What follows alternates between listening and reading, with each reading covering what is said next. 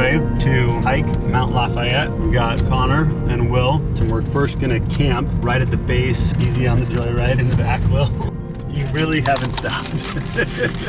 This is something that I have done. It's just such a fun, adventurous hike. It's a challenging hike. It'll be about 11 to 13 miles. I really love this hike up to Mount Lafayette. Lafayette's the Revolutionary War general guy. Correct.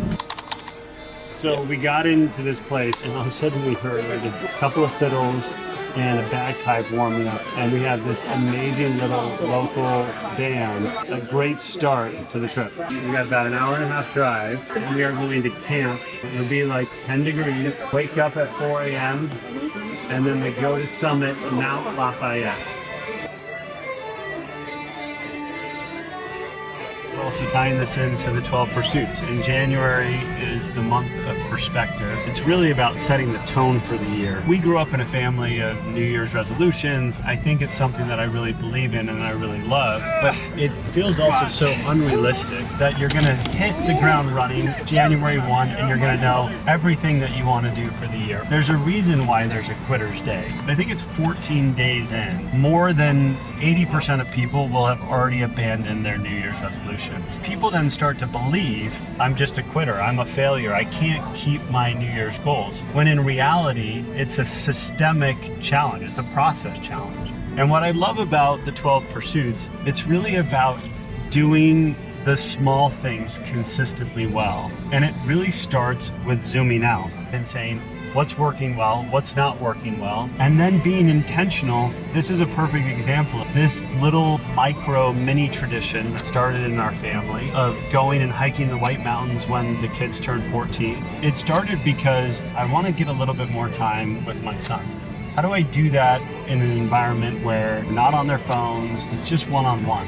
The intention isn't, let's go challenge ourselves to hiking this mountain. It is going to be challenging, it is going to be hard. The intention is creating memories. When I think about my childhood, I think my parents were so good about finding ways to create memories. That's what I hold dear, those memories of growing up and becoming. And that's really what January is about, is this, let's set the intention for the year.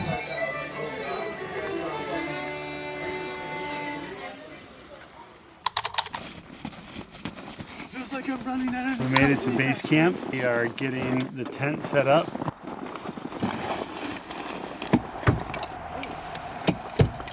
I'm excited. This is like one of my favorite things. It's starting to snow a little bit.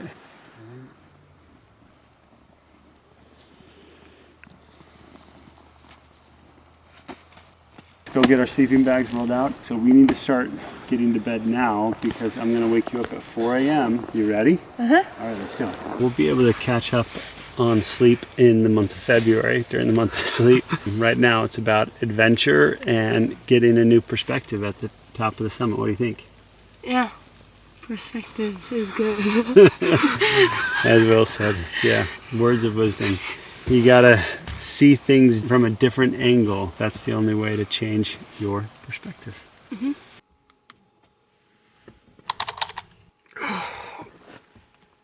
Whoa. It snowed like crazy last night. Yeah, you'll hear that satisfying.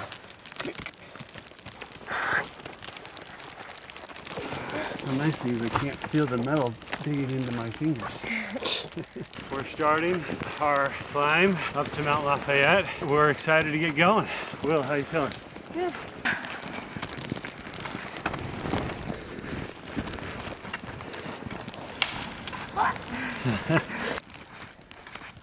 Change the way you look at things, and the things you look at will change. Are we halfway to the house? Not quite. There's a hut? Greenleaf hut. Cool. The forest is a magical place. There was this trend in the 90s. A few miles in. We just came to our first clearing. Oh man, I didn't realize my hair had some icicles. Probably got a quarter to a half mile to the Greenleaf hut. Gonna start getting windy. And this is really what this whole hike is about.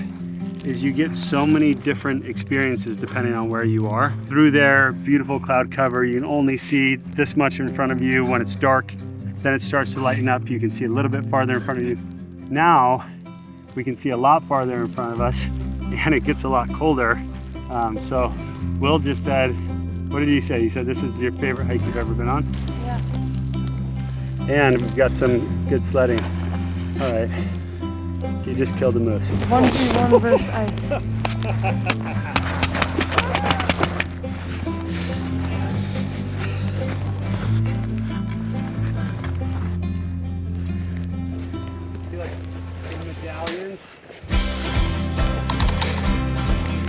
I've never been so happy to see an old washed up house. We are here at the Greenleaf Hut. My feet hurt, my calves hurt, but I've knocked a lot of snow off trees.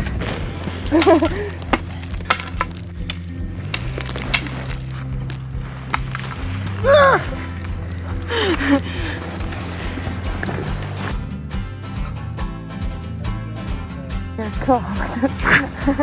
Nope. Oh! We are getting close to the summit. We've got the gnarliest part to go. Time to lock into the pain cave.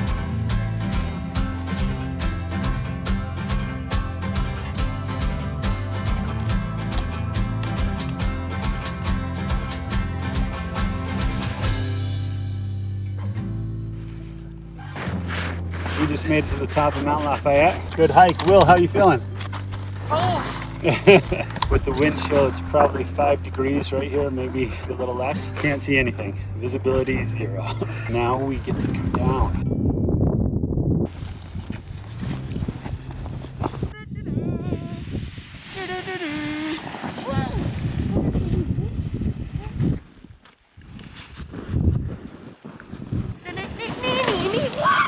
The soundtrack of Will. Oh my gosh. Bank that turn like a professional.